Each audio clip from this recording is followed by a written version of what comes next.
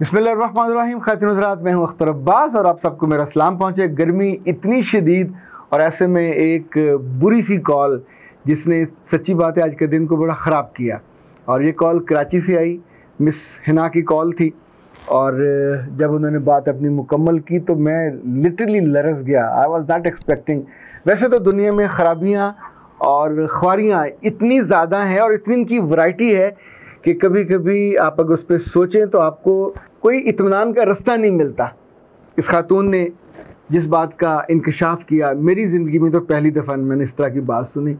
उन्होंने कहा कि मेरे मियाँ दुबई में काम करते हैं, मेरे घर में एक अपाहज जेठ हैं जो 52-53 साल के हैं और बहुत साल पहले यानी बचपन में या जवानी में उनका हादसे में उनके टांगें माजूर हो गई और फिर वो सारी उम्र व्हील चेयर पर रहे। तो अब वालदा जो सास हैं वो बूढ़ी हो गई हैं, तो मुझे ही उनको आगे पीछे करना होता है, खाना उनको खिलाना होता है, उनकी टेक केयर करनी है। तो घर में हम 3 लोग हैं। मियाँ मेरे बहुत अच्छे हैं, अच्छा कमाते हैं, हमें अच्छा खिलाते हैं। पर जब जब वो आते हैं तो आके उनके साथ मेरा रिश्ता एक ही है कि वो बहुत संजीदा रहते हैं और मेरे साथ आके बहुत कम हुआ कि गुफ्तगू करते हैं, रात को अपनी वो ज़रूरत पूरी करते हैं और कुछ दिन रहने के बाद वो वापस चले जाते हैं। इस बीच में एक आध हफ्ता वो ज़्यादा रहे लेकिन फिर वो वापस चले जाते हैं। और उस घर में मैं हूँ, मेरी सास हैं और मेरे जेठ हैं। और मैं पूरे दिल से ईमानदारी से इस घर को अपना के इनकी खिदमत करने में लगी हुई थी। पर फिर उस हादसे का आगाज़ हुआ जिस वजह से मैंने आपको फ़ोन किया। हम उसके बारे में बात करेंगे, लेकिन उससे पहले मिसेज़ अब्दुल वाहिद पिछले दिनों तशरीफ़ लाईं और उनके साथ एक जवान बेटा था और उस बेटे के साथ भी एक बेटा था। तो उन्होंने हंसते हुए कहा, सर आपने पहचाना, मैं उस ज़माने में DPS में पढ़ाती थी। ये गलबन 92-93 की बात है। मैं अपने बेटे को लेके आपके पास आई थी और तब ये 8वीं और 9वीं में था और इसने आपसे एक अजीब सा सवाल किया था। उस बच्चे ने मुझसे पूछा था, सर अब आप, सो मैं एडिटर था फूल का, कि आपको इतने सारे लोग जानते हैं, मारूफ़ हैं, मशहूर हैं और लोग आपसे बड़ी मोहब्बत करते हैं, कोई ऐसा काम है जो आपका करने को जी चाहता है पर आप कर ना सके हों? तो मैंने उसे हंसते हुए कहा था, हाँ एक काम है, मेरा जी चाहता है कि अगर मेरे लिए मुमकिन है तो 1 माह की मैं छुट्टी लूँ दफ्तर से और किसी कार मैकेनिक के पास चला जाऊँ और मैं जाके कार का पूरा इंजन खोलना, बंद करना, कार की मुरम्मत करना, ज़ाहिर है जो जितनी रंग बिरंगी आती रहती हैं उनको मैं देखूँ और मेरा हाथ उस पर रवां हो। तो उसने हैरत से कहा, वो क्यों? तो मैंने कहा, बेटा एक तो ये स्किल है, दूसरा सारी उम्र कार अपने चलानी होती है। बीच में जब कहीं कोई छोटा मोटा मसला होता है तो आप बिल्कुल हाथ पांव तोड़ के बैठ जाते हैं कि अब वो मिस्त्री आएगा, मैकेनिक आएगा तो ही आपकी गाड़ी आगे चलेगी, वरना बिल्कुल स्टक हो जाते हैं। तो बंदे को इतना मजबूर भी नहीं होना चाहिए। आपकी बाइक हो, आपका साइकिल हो, तो उसके बारे में आपको इल्म होना चाहिए। छोटी मोटी मरम्मत तो आप खुद कर सकें। ऐसी गाड़ी के बारे में यानी आप जिस चीज़ को भी, अभी जो दोस्त चलाते हैं कंप्यूटर, जिनको कंप्यूटर के सारी चीज़ें आती हैं, ज़ाहिर है वो बिल्कुल उस वक्त सुकून में होते हैं। जिनको नहीं आता वो वहाँ स्टक हो जाते हैं, बहुत सा वक्त ज़ाया होता है। ज़िंदगी में कोई ना कोई चीज़ ऐसी ज़रूर होती है जो आपके नेहा खाना दिल में होती है और होना चाहिए, कोई हर्ज नहीं है। अच्छा, उस वाक़े के बाद कोई महीना गुजरा होगा, 2 माह गुजरे होंगे, एग्ज़ाम हुए 8वीं के और बच्चा ने फिर 9वीं में जाना होता। जो बीच में छुट्टियाँ होती हैं तो उस रोज़ मिसेस मेजर सलीम अपने बेटे को लेके आई तो उन्होंने डांगरी पहनी हुई थी बेटे ने। तो मैंने पूछा ये क्या? तो उन्होंने कहा कि ये, उसने कहा कि मेरे पास ये 2 माह की छुट्टियां हैं तो मुझे किसी अच्छी बड़ी वर्कशॉप पे डाल दे। तो उन्होंने डिफेंस में बहुत अच्छी वर्कशॉप थी, वहाँ पे ज़ाहिर वहाँ सभी लोग यूनिफॉर्म पहनते थे और एक अच्छा माहौल था कॉरपोरेट वाला, तो वहाँ उन्होंने उनको डाल दिया था। और वो सिर्फ ये बताने आए थे कि बातों का असर होता है। इनफैक्ट जिस वजह से ये बात आपको मैंने सुनाई, ऑस्ट्रेलिया से अहमद साहब का फ़ोन आया। उन्होंने कहा, सर आप जब पहले कहते थे हमें तो बाज़ हम सोचते थे कि कहना आसान है, करना मुश्किल है, पर जब अभी आपने अपनी बेटी का तज़किरा किया, आपने उससे UPS ठीक कराया और उसे ऑन कराया और घर के छोटे मोटे कामों में आप अपने बच्चों को इन्वॉल्व करते हैं, तो आप भूले नहीं होंगे मेरी 7 बेटियाँ थीं और उनमें से 2 के साथ मैं आपके पास आया था और आपने मुझे तब कहा था कि अपनी बच्चियों को जूडो कराटे ज़रूर सिखाइए, किसी न किसी की नाक की हड्डी ये तोड़े, किसी न किसी का बाजू तोड़े, उसके बाद ये इत्मीनान से ज़िंदगी बसर करेंगी। कोई डर खौफ, चूँकि 7 बेटियां हैं तो ऐसे में आमतौर पे सब लोग डराते हैं, इनका भाई कोई नहीं है, ये बेचारी क्या करेंगी, ऐसा हो जाएगा वैसा हो जाएगा। तो उनमें से 2-4 को फिर शेर बनाना बहुत ज़रूरी होता है। छुई मुई बनना तो भाई डिफ़ॉल्ट वो लड़कियां छुई मुई बन जाती हैं, पर अंदर से आपको तगड़ा बनाना चाहिए। और मैंने जिन जिन बच्चियों को या उनकी माँओं को या उनके अब्बों को ये मशवरा दिया और उन्होंने उस पर अमल किया, उनकी बच्चियों ने बहुत सुख के दिन काटे, ना सिर्फ अपनी ज़िंदगी में बल्कि कभी उनके बहन भाइयों को कोई थ्रेट होती ख़ानदान में से, उसके मियाँ की तरफ से, किसी अजीज़ की तरफ से या किसी क्लास फेलो की तरफ से, तो ये हमेशा शेर की बच्चियाँ वैसे पहुँचती जैसे ये 11 22 वाले पहुँचते हैं ना। ये तो खैर लड़ते नहीं है, तो वो तो जाके एक आध हाथ जड़ देती थी। ये बहुत ज़रूरी है। अच्छा जी, अब आते हैं कराची वाले मसले की तरफ। ख़ातिन हज़रात, ये सिर्फ कराची की तख़सीस नहीं है, ये पंजाब भी हो सकता है, ये KP के भी हो सकता है। क्योंकि बाज़ जगहों पे तो मेरे मुशाहिदे में ऐसी बातें आई हैं कि 60-60 65-65 साल के बाबे जब जॉब से रिटायर हो गए तो उस वक्त उनको बजाय इसके कि अल्लाह तौबा करें, मस्जिद की तरफ जाएं, नवाफिल की तरफ तवज्जो दें, ज़िंदगी में थोड़ा सा अपने आप को बेहतर करें। ये 60-65 साल की उम्र आमतौर पे वो उम्र होती है जिसमें सेक्सुअली आप काम के नहीं रहते।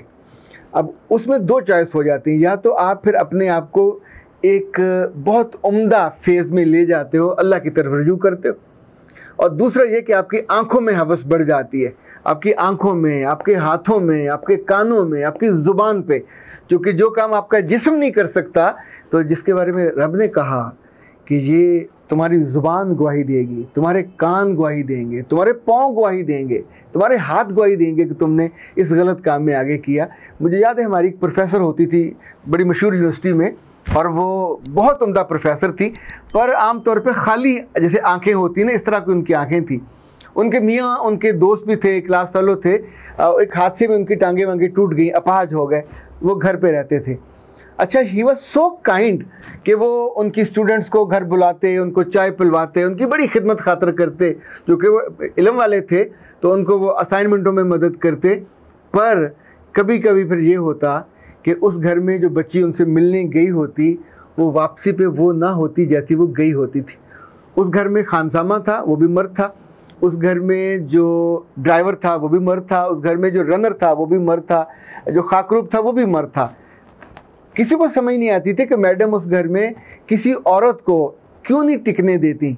इनफैक्ट वो तो बाद में समझ आया कि जैसे उस आदमी ने, उसकी उम्र बढ़ती गई, 60-65 साल का था, तो अपने आप को वो शाइस्तगी, उम्दगी और एक इंसानी फेज़ में नहीं लेके गया, वो जानवरों वाले फेज़ में ले गया, जिसमें हवस थी, जिसमें आपकी एक डर्टी अप्रोच है वो ज़्यादा होती है, छूने का ज़्यादा ख्याल होता है।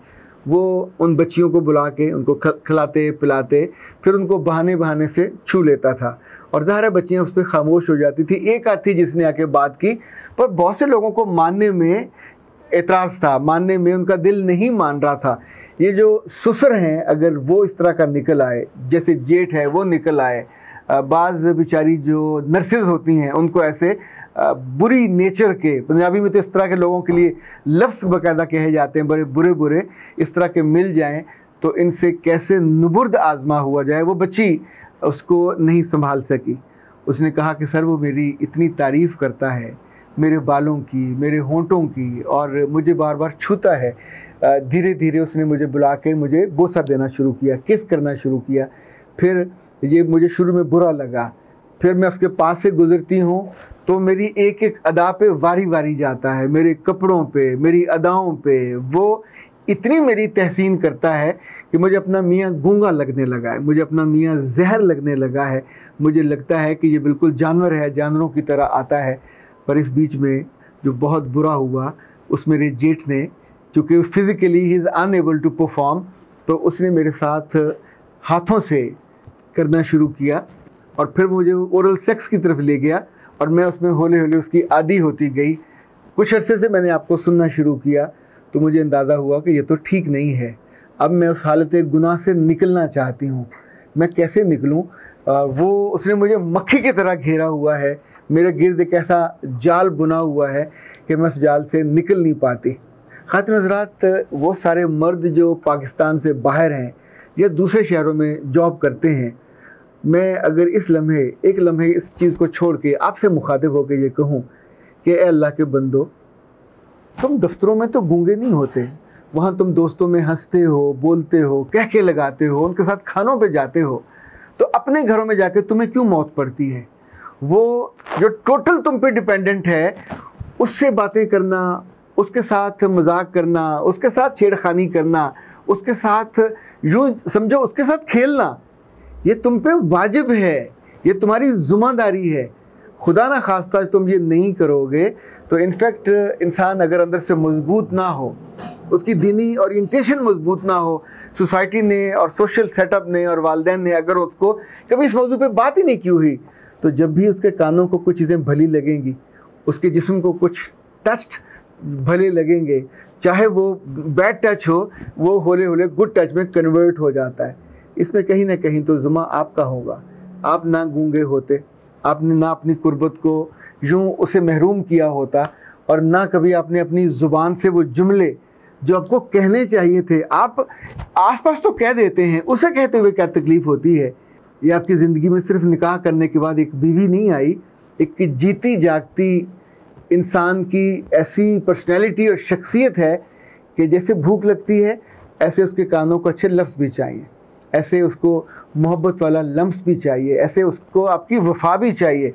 जब आप उसे इससे महरूम कर देते हो तो कोई भी अपाहज, कोई भी ज़हनी तौर पे तेज़ और जिस्मानी तौर पे कमज़ोर आदमी भी उस पर गालिब आ सकता है, और उसको उसके ईमान से, उसको उसकी पाकीज़गी से, और उसको उसकी उस क़ुव्वत से जो सिर्फ़ आपके साथ उसको मिलनी चाहिए, वो खुशी, वो लज्जत, वो सुकून जो सिर्फ़ आपके साथ जुड़ा हुआ होना चाहिए, उसकी कमज़ोरी आपको बनना चाहिए, किसी और को नहीं। अगर आप कमज़ोर हुए और आपने अकल से काम न लिया तो कितनी ही बच्चियाँ और कितने ही घर हैं जो बर्बाद होते हैं, और यूँ उस सफ़र पे वो जा निकलती हैं जिस पे उन्हें नहीं जाना चाहिए। ये तो अक्लमंद है, उस बच्ची ने राब्ता किया क्योंकि उसका दिल कहीं ना कहीं से उसे बताता था उस खुशी के बावजूद कि this is not the right track.